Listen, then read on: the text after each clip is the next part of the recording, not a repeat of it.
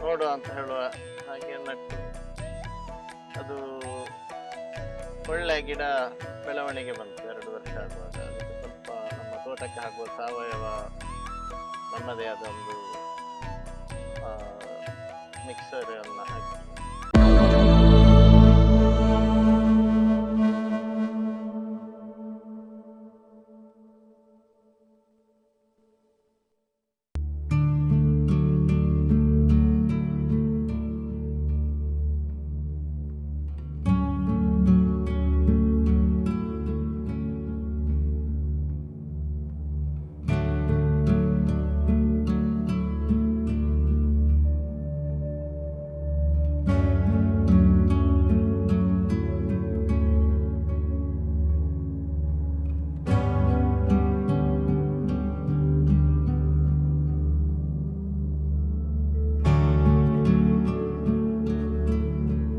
ಕೋಳಿ ಜುಟ್ಟು ಹಣ್ಣಿನ ಬಗ್ಗೆ ನಾನು ಸಣ್ಣದಿರುವಾಗ ಕೇಳಿದ್ದೆ. ಹಾಗೆ ನಾನೊಮ್ಮೆ ಇಲ್ಲಿ ವರ್ಷವೂ ಫಾರೆಸ್ಟ್ ನರ್ಸರಿಗೆ ಹೋಗಿ ಸಾಗುವಾನಿ ಗಿಡ ಮತ್ತೆ ಕಿರಲ್ಬೋಗಿ ಗಿಡ ಮತ್ತೆ ಕೆಲವು ಅರಣ್ಯ ಸಸಿಗಳನ್ನ ನಮ್ಮ ತೋಟದಲ್ಲಿ ನೆಡ್ಲಿಕ್ಕೆ ತರ್ತಾ ಇದ್ದೆ. 22ನೇ ಇಸವಿಯಲ್ಲಿ ನಾನು ಹೋದಾಗ ಅಲ್ಲಿ ಈ ಕೋಳಿ ಜೊಟ್ಟಿನ ಹಣ್ಣಿನ ಗಿಡ ಮಾಡ್ತಾ ಇದ್ರು. ಹಾಗೆ ಅಲ್ಲಿ ಅವ್ರ ಹತ್ರ ಕೇಳಿ ನಾನು ಆರಂಭದಲ್ಲಿ ಒಂದು 20 ಗಿಡಗಳನ್ನ ತಂದು ತೋಟದ ಸುತ್ತ, ಹ್ಮ್. ಅಂದ್ರೆ ನಾನು ಸ್ವಲ್ಪ ತೋಟ ಹಾಳಾದಲ್ಲಿ ನೀರು ಹಾಕದೆ ಬೆಳೆಯುವಂತ ಯಾವ್ದಾದ್ರು ಸಸ್ಯ ಪ್ರಭೇದಗಳಿದೆ ಅಂತ ಹುಡುಕ್ತಾ ಇದ್ದೆ. ಹಾಗಾಗಿ ಇದು ಆಗ್ಬೋದು ಅಂತ ಆಯ್ತು. ಹಾಗೆ ಆರಂಭದಲ್ಲಿ ಒಂದು ನೋಡುವ ಅಂತ ಹೇಳುವ ಹಾಗೆ ನಟ್ಟು ಅದು ಒಳ್ಳೆ ಗಿಡ ಬೆಳವಣಿಗೆ ಬಂತು 2 ವರ್ಷ ಆಗುವಾಗ. ಅದಕ್ಕೆ ಸ್ವಲ್ಪ ನಮ್ಮ ತೋಟಕ್ಕೆ ಆಗುವ ಸಾವಯವ ನಮ್ಮದೇ ಆದ ಒಂದು ಮಿಕ್ಸರ್ ಅನ್ನ ಹಾಕಿ ಅದರಲ್ಲಿ ಸೂಪರ್ ಆಶು, ಹೊಂಗೆ ಹಿಂಡಿ ಮತ್ತೆ ಬೋನ್ ಮೀಲ್ ಎಲ್ಲ ಇರುವಂತದ್ದು ಇದನ್ನು ಹಾಕಿದ ಮೇಲೆ ಗಿಡ ಒಳ್ಳೆದಾಗಿ ಬಂತು. ಹಾಗೆ 3ನೇ ವರ್ಷದಲ್ಲಿ ಅದು ಸ್ವಲ್ಪ ಹೂವೆಲ್ಲ ಬಂದು ಒಂದೆರಡು ಗಿಡಗಳಲ್ಲಿ ಒಂದು 10 ಹಣ್ಣಿನಷ್ಟು ಆಯ್ತು. ಈ ವರ್ಷ 4ನೇ ವರ್ಷ. ಇದು ಒಂದು ಗಿಡದಲ್ಲಿ ತುಂಬಾ ಚೆನ್ನಾಗಿ ಸಾಧಾರಣ ಮೇಯಲ್ಲಿ ಇದು ಏಪ್ರಿಲ್ ಕೊನೆ ಮತ್ತು ಮೇ ಶುರುವಿನ ವಾರದಲ್ಲಿ ಇದರಲ್ಲಿ ಹೂ ಬರ್ತದೆ. ಮತ್ತೆ ಅದು ಬೆಳವಣಿಗೆ ಆಗಿ ಸಾಧಾರಣ ಈಗ ಜುಲೈಗೆ ಆಗುವಾಗ ಹಣ್ಣಾಗ್ತದೆ. ಒಟ್ಟು ಎಷ್ಟು ಗಿಡ ನೆಟ್ಟಿದ್ದೀರಿ? ನಾನು ಟೋಟಲ್ ಈಗ ಒಂದು 60 ಗಿಡಗಳನ್ನು ಹಾಕಿದ್ದೇನೆ. ಹಾಗೆ ಒಟ್ಟು ಅದರಲ್ಲಿ 20 ಗಿಡಗಳು 2 ವರ್ಷ ಜಾಸ್ತಿ. 2 ವರ್ಷದ ಗಿಡಗಳು 40 ಗಿಡ ಇದೆ. ಜುಮ್ಲಾ 60 ಗಿಡಗಳಿವೆ. ಹೌದಲ್ಲ, ನೀವು ಏನು ಕಂಡುಕೊಂಡ್ರಿ ವಿಶೇಷತೆ ಇದರಲ್ಲಿ ಅಂತ ಕಂಡುಕೊಂಡ್ರಿ? ವಿಶೇಷತೆ ಅಂದ್ರೆ ಇದು ಒಂದು ಹಣ್ಣು ಒಳ್ಳೆ ಸಿಹಿ ಮತ್ತು ಹುಳಿ ಮಿಶ್ರಿತ ಹಣ್ಣು, ಮಕ್ಕಳಿಗೆಲ್ಲ ಒಂದು ಖುಷಿ ಆಗುವಂತದ್ದು.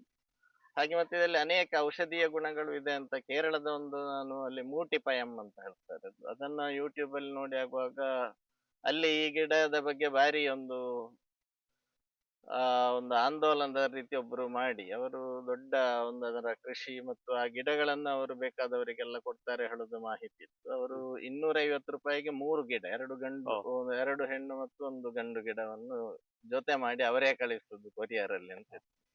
ಆದ್ರೆ ನಮ್ಮ ಇಲ್ಲಿ ಅರಣ್ಯ ಇಲಾಖೆಯವರು ಹೀಗೆ ಕೊಡುವ ಕಾರಣ ನಮಗೆ ಅದು ಅತ್ಯಂತ ಒಳ್ಳೇದಾಯ್ತು. ಯಾಕಂದ್ರೆ ಅರಣ್ಯ ಇಲಾಖೆಯವರು ಈ ರೀತಿ ಮಾಡುವಂತದ್ದು ಎಲ್ಲ ಕೃಷಿಕರಿಗೆ ಮಾಹಿತಿ ಇಲ್ಲದ ಕಾರಣ ಈಗ ಅನೇಕರಿಗೆ ಗೊತ್ತಿರ್ಲಿಕ್ಕಿಲ್ಲ. ಆದ್ರೆ ಇಲ್ಲಿ ಅರಣ್ಯ ಇಲಾಖೆಯಲ್ಲಿ ಕೇವಲ 12 ರೂಪಾಯಿಗೆ 1 ಗಿಡ ಸಿಗ್ತದೆ. 12 ರೂಪಾಯಿ? ಹೌದು. ಅದು ಅಲ್ಲದೆ ಈಗ ನಾವು RTC ಕೊಟ್ರೆ ಅದು ಅವರು ಅದಕ್ಕೆ ಒಂದು ಸಹಾಯಧನವನ್ನು ಕೂಡ ಕೊಡುವಂತ, ಪ್ರತಿ ವರ್ಷ ಪ್ರಥಮ ವರ್ಷದಲ್ಲಿ 30 ಮತ್ತೆ 2 ವರ್ಷ 50 ರೂಪಾಯಿಗಳಿಗೆ ಸಹಾಯಧನವನ್ನು ಕೂಡ ಕೊಡ್ತಾರೆ. ಹೌದು. ನಾನು ಮಾತ್ರ ಅದನ್ನು ತಗೊಳ್ಳಿಕ್ಕೆ ಹೋಗ್ಲಿಲ್ಲ. ಆದ್ರೆ ತುಂಬಾ ಗಿಡಗಳನ್ನು ಹಾಕುವವರಿಗೆಲ್ಲ ಅವರು ಲ್ಯಾಂಡ್ ಆಗಿದ್ರೆ ಇದು ಬಾರಿ ಒಳ್ಳೆಯ ಒಂದು ಬ್ಯಾಂಕ್ ಅಕೌಂಟಿಗೆ ಬರ್ತದೆ. ನೀವು ಅಡಿಕೆ ತೋಟದ ಬದಿ ನೆಟ್ಟದ್ದ ಅಲ್ಲ ಹೇಗೆ?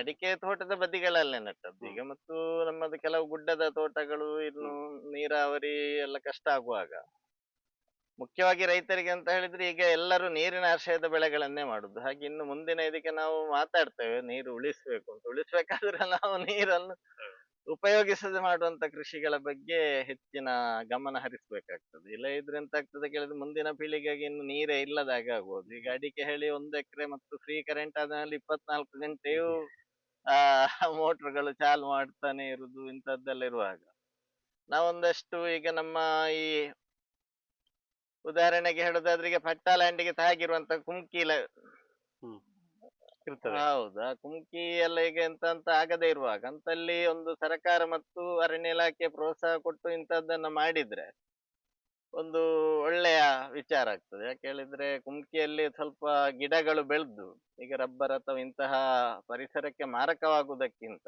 ಈ ಪರಿಸರವನ್ನು ಉಳಿಸುವಂತದ್ದು. ಮತ್ತೆ ಇದು ಏನಂತ ಕೇಳಿದ್ರೆ ಪ್ರಾಣಿಗಳು ಹಕ್ಕಿಗಳು ಎಲ್ಲ ತಿನ್ನುವಂತದ್ದು. ಹಾಗಾಗಿ ಅದಕ್ಕೆ ಕೂಡ ಒಂದು ಆಹಾರ ಸಿಕ್ಕಿ ನಮ್ಮ ತೋಟದಲ್ಲಿ ನಾವು ಬೆಳೆಯುವಂತದ್ದಕ್ಕೆ ಸ್ವಲ್ಪ ಈಗ ತೆಂಗನ್ನೆಲ್ಲ ಈಗ ಬೇರೆ ಆಹಾರ ನಮ್ಮ ಇದಲ್ಲಿದ್ರೆ ಉದಾಹರಣೆಗೆ ಹೆಬ್ಬಲಸು ಹಣ್ಣು ಇರುವಾಗ ಅಥವಾ ಹಲಸಿನ ಹಣ್ಣಿರುವ ಮಂಗಾಳು ತೋಟಕ್ಕೆ ಬರುದಿಲ್ಲ. ಎಳನೀರನ್ನು ಹೌದು. ಏನು ಮಾಡುದಿಲ್ಲ. ಹೌದು. ಹಾಗೆ ಅದು ನಮಗೆ ತುಂಬಾ ಉಳಿತಾಯ ಆಗ್ತದೆ ನೋಡಿ. ಈಗ ಇದರಲ್ಲಿ ಆಯುರ್ವೇದದ ಗುಣಗಳು ಅಥವಾ ಹಾಗೆಂತ ನೀವು ಕಂಡುಕೊಂಡದ್ದು ಹೌದು ಉಂಟಾ? ಅದು ಯಾವ್ದಾದ್ರು? ಈಗ ನಾವಾಗೆಲ್ಲ ಅವರು ಹೇಳುವ ಪ್ರಕಾರ ಇದರಲ್ಲಿ ವಿಟಮಿನ್ ಸಿ ಹೇರಳವಾಗಿದೆ. ಹಾಗೆ ಮತ್ತೆ ಫೈಬರ್ ಈಗ ನಾರಿನ ಬಗ್ಗೆ ದೊಡ್ಡ ಒಂದು ಕರಳಿನ ಆರೋಗ್ಯದ ಬಗ್ಗೆ ಹ್ಮ್. ಇರುವಂತದ್ದು ಅಂದ್ರೆ ಫೈಬರ್ ರಿಚ್ ಫುಡ್ ತಿನ್ಬೇಕು ಹೇಳುದು ಎಲ್ಲ ಇದು. ಹ್ಮ್. ಹಾಗೆ ಮತ್ತೆ ವಿಟಮಿನ್ ಸಿ ಹೇಳುದು ಆಂಟಿ ಆಕ್ಸಿಡೆಂಟ್ಸ್ ಇರುವಂತದ್ದು ಅಂತ ಎಲ್ಲರಿಗೂ ಗೊತ್ತಿದೆ. ಹಾಗಾಗಿ ಮತ್ತೆ ಬಿ.ಪಿ ಮತ್ತು ರಕ್ತ ಇದು ಶುಗರ್ ಈಗ ಹ್ಮ್. ಸಕ್ಕರೆ ಕಾಯಿಲೆಗೆಲ್ಲ ಇದು ಅತ್ಯಂತ ಒಳ್ಳೆ ಔಷಧಿಯಾಗಿ ಆಗ್ತದೆ ಅಂತ ಹೇಳುವ ವಿಚಾರವನ್ನು ಕೂಡ ಅಲ್ಲಿ ಕೇರಳದ ಇದಲ್ಲಿದೆ. ಇಲ್ಲಿ ಕೂಡ ಇದರ ಒಂದು ವೈಜ್ಞಾನಿಕ ಅಧ್ಯಯನವನ್ನು ಕೂಡ ಮಾಡುವ ಮುಖಾಂತರ ಈಗ ಹಿಮಾಲಯದ ಸೀಬಕವನ್ನೆಲ್ಲ ಇದ್ದ ಹಾಗೆ ಮೋದಿಜಿಯವರು ಈಗ ಅದನ್ನು ದೊಡ್ಡ ಪ್ರಚಾರದಲ್ಲಿ ತಂದು ಹಾಗೆ ಪಶ್ಚಿಮ ಘಟ್ಟದ ಅಷ್ಟೇ ಒಂದು ಉಪಯುಕ್ತವಾದ ಹಣ್ಣಾಗಿ ಇದು ಕೂಡ ಈಗ ಕ್ಯಾನ್ಸರ್ ಅಥವಾ ಇಂತಹ ಕಾಯಿಲೆಗೂ ಒಳ್ಳೆ ಔಷಧಿಯಾಗಿ ಉಪಯೋಗ ಆಗ್ತದೆ ಹೇಳುದು ನೋಡ್ಬೇಕು. ನೋ ಅಲ್ಲಿ ಕೇರಳದವರು ಹೇಳ್ತಾ ಇದ್ದಾರೆ. ಹೌದು. ಅವರು ಮೂಟಿ ಪಯಂ ಅಂತ ಆರಂಭದಲ್ಲಿ ಒಬ್ಬರು ಅದನ್ನು ಕಾಡಿನಿಂದ ತಂದು ನಾಡಿಗೆ ಪರಿಚಯಿಸಿದವರು ಅಲ್ಲಿ ಕರ್ಷಕ ಶ್ರೀ ಪ್ರಶಸ್ತಿಯನ್ನು ಕೂಡ ಅವರು ಪಡ್ಕೊಂಡಿದ್ದಾರೆ. ಹಾ. ಹಾಗೆ ಈಗ ವಯನಾಡ್ ಅಂದ್ರೆ ಅದೇ ಅದು ಅತ್ಯಂತ ನಮ್ಮ ಪಶ್ಚಿಮ ಘಟ್ಟದ ಅತಿ ಸುಂದರವಾದ ಅರಣ್ಯ ಪ್ರದೇಶಗಳಿರುವಂತದ್ದು ಮತ್ತು ಪ್ರವಾಸಿ ಉದ್ಯಮವನ್ನು ಇರುವಂತದ್ದು. ಅಲ್ಲಿ ಹೇರಳವಾಗಿ ಇದನ್ನೀಗ ರಸ್ತೆ ಬದಿಗಳಲ್ಲಿ ಮಾರಾಟ ಮಾಡುವಂತದ್ದು ಕೂಡ ಇದೆ.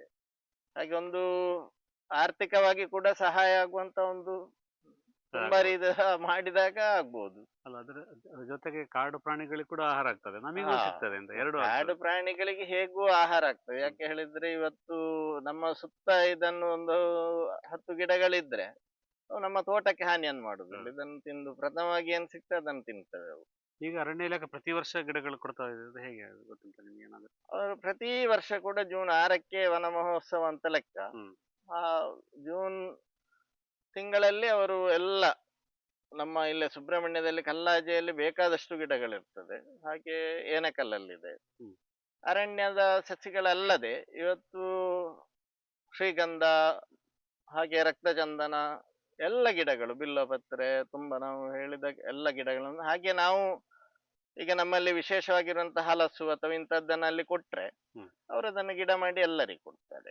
ಈಗ ನೀವು ಗಿಡ ನೆಟ್ಟ ಮೇಲೆ ವಿಶೇಷವಾದ ಆರೈಕೆ ಏನಾದ್ರು ಮಾಡಿದ್ದೀರಾ? ವಿಶೇಷವಾದ ಆರೈಕೆ ಅಂತ ಹೇಳಿ ಏನು ಬೇಕಾಗುದಿಲ್ಲ. ಇದು ದೊಡ್ಡ ಮಟ್ಟಿನ ಒಂದು ಆರೈಕೆ ಬೇಕಾಗುವ ಸಸ್ಯವೇ ಅಲ್ಲ. ಹಾಗಾಗಿ ಎಲ್ಲರೂ ಇದರ ಪ್ರಯೋಜನ ಪಡಿಬೇಕು ಹೇಳುದು ನಾನು. ಯಾಕೆ ಹೇಳಿದ್ರೆ ಇದು ಇಂಥ ಸುಲಭದ ಒಂದು ಇದಕ್ಕೆ ಕೃಷಿ ಅಂತ ಬೇಡ. ಯಾಕೆ ಹೇಳಿದ್ರೆ ಇದು ಕಾಡಲ್ಲಿ ಅದ್ರಷ್ಟಕ್ಕೆ ಸಹಜ ಕೃಷಿಯಲ್ಲಿ ಬರುವಂತ ಇದು. ಮತ್ತೆ ಪಶ್ಚಿಮ ಘಟ್ಟದ ಅಪರೂಪದ ಗಿಡಗಳಲ್ಲಿ ಇದಂತದ್ದು ಹೌದು. ಹಣ್ಣಿನ ಗಿಡಗಳು. ಇದನ್ನು ಇದಕ್ಕೆ ಮಾನ್ಯತೆ ಇದೆ ಯುನೆಸ್ಕೋದಿಂದ. ಅದನ್ನು ಕೂಡ ಅವರು ಹೇಳಿದ್ದಾರೆ ಅದರಲ್ಲಿ. ಯುನೆಸ್ಕೋ ಎಂತ ಹೌದು. ಮಾನ್ಯತೆ? ಅದಕ್ಕೆ ಎಂತದೋ ಒಂದು ಭಾರಿ ಅಪರೂಪದ ತಳಿ ಹೇಳುವುದನ್ನ ಹಾ. ಸಂರಕ್ಷಣೆ ಮಾಡ್ಬೇಕು ಹೇಳುದನ್ನು ಕೂಡ ಮಲಯಾಳ ಇದರಲ್ಲಿ ನಾನು ಓದಿದ್ದೀರಾ? ನೋಡಿದ್ದೇನೆ. ಹೌದು. ಅದಲ್ಲಿ ಅದು ಅದ್ರ ಇದೆಲ್ಲ ಹಾಕಿದ್ದಾರೆ ಅವರು. ಮಲಯಾಳದಲ್ಲಿ ನಾವು ಮೂಟಿ ಅಂತ ಕೊಟ್ರೆ ಈಗ ಯೂಟ್ಯೂಬ್ ಅಲ್ಲಿ ಎಲ್ಲ ಬರ್ತದೆ ಇದು. ಹಾ. ಮೂಟಿ ಪಯಂ ಮೂಟಿ ಪಯಂ ಅಂತ ಅದು ಅವರು ಹೇಳಿದಾಗ ಬುಡದಲ್ಲಿ ಆಗೋದರಿಂದ ಮೂಟಿ ಅಂತ ಹಾಗೆ ಅದು ಈಗ ನಾವು ನೋಡ್ಬೋದು ಇಲ್ಲಿ ಈಗ ಹೌದು. ನೋಡಿದ್ರೆ ಈ ಹೌದು. ನಮ್ಮ ಬುಡದಿಂದಲೇ ಅದು ಮೇಲೆವರೆಗೆ ಫುಲ್ ಹಾಗೆ ಗಿಡದಲ್ಲಿ ಬರ್ತದೆ. ಹೌದೌದು. ಅದು ಮತ್ತೆ ಇದು ಮತ್ತೊಂದು ವಿಷಯ ಹೇಳಿದ್ರೆ ಈಗ ಇವತ್ತು ನಾವು ನಟ್ರೆ ಇನ್ನು ನಮ್ಮ ಒಂದು 10 ತಲೆಮಾರಿಗೂ ಇದು ಸಾಯುವಂತ ಗಿಡ ಅಲ್ಲ. ಅಷ್ಟು ಪಕ್ಕ ಹೌದೌದು. ಈಗ ಸಾಯುದಿಲ್ಲ. ಸುಬ್ರಹ್ಮಣ್ಯದಿಂದ ನಾವು ಹೋಗುವಾಗ ಹ್ಮ್. ಅಲ್ಲಿ ಒಂದು ಸಾಧಾರಣ 7-8 ಫೀಟ್ ಸುತ್ತಳತೆ ಮರ ಕೂಡ ಕಾಣ್ಲಿಕ್ಕೆ ಸಿಗ್ತದೆ, ಸಿಗ್ತದೆ. ದೊಡ್ಡ ಮರ. ಅದನ್ನು ಬೇಕಿದ್ರು ಈಗ ನೋಡ್ಬೋದು. ಓಹೋ. ಹೊಸಳಿಕೆಗೆ ಹೋಗುವಲ್ಲಿ ಹಾ. ಒಂದು ಆ ಮಾರ್ಗದ ಬದಿಯಲ್ಲ, ರಸ್ತೆ ಬದಿಯಲ್ಲಿದೆ. ಓಹೋ. ನಾನು ಅದನ್ನ ಕೂಡ ನೋಡಿ, ಅದು ಸಾಧಾರಣ ಒಂದು 3-4 ತಲೆಮಾರಿಗೆ ಏನು ಆಗ್ಲಿಕ್ಕಿಲ್ಲ. ತೊಂದರೆ ಆಗುವಂತ ಇದೆಯಲ್ಲ. ಮತ್ತೆ ವಿಶೇಷ ಆರೈಕೆಯೇ ಬೇಡ ಇದಕ್ಕೆ. ಒಂದು ಸ್ವಲ್ಪ ಬಿಸಿಲು ಬೀಳುವಾಗ ಗೆಲ್ಲುಗಳನ್ನ ಕತ್ತರಿಸಿದ್ರೆ, ಇವತ್ತು ಕಮರ್ಷಿಯಲ್ ಹೇಳಿ ಹೋದ ಕೂಡಲೇ ಅದನ್ನು ಸ್ವಲ್ಪ ನಾವು ಕೃಷಿ ಕೃಷಿ. ಮಾಡುದು ನಮ್ಮ ಒಂದು ಹೌದು. ಅಂದ್ರೆ ನಿಜವಾಗಿ ಅದು ಬೇಕಾದ ಇದಲ್ಲ. ಆದ್ರೆ ರೈತ ಒಂದು ಆಸೆ, ಒಂದು ದುರಾಸೆ ಅಂತ ಹೇಳ್ಬೋದು. ಅದಕ್ಕೆ ಯಾವುದೇ ಒಂದು ಮೇಂಟೆನೆನ್ಸ್ ಇಲ್ಲದ, ಅತ್ಯಂತ ಸರಳವಾಗಿ ಅದರಷ್ಟಕ್ಕೆ ಬೆಳೆದು ಅದರಷ್ಟಕ್ಕೆ ಫಲ ಕೊಟ್ಟು ಇರುವಂತ ಒಂದು, ಮತ್ತೆ ಮರಕ್ಕೆ ಆಗುವ ಮೋಪಿಗೆ ಆಗುವಂತ ಮರ ಅಲ್ಲ ಇದು. ಹಣ್ಣಿಗೆ ಮಾತ್ರ ಮಾಡೋದು. ಹಣ್ಣಿಗೆ ಮಾತ್ರ ಆಗ್ಬೋದು, ಮತ್ತೆ ಇಲ್ಲ ಸೌದೆ ಕಟ್ಟಿಗೆ ಹ್ಮ್. ಆಗ್ಬೋದು.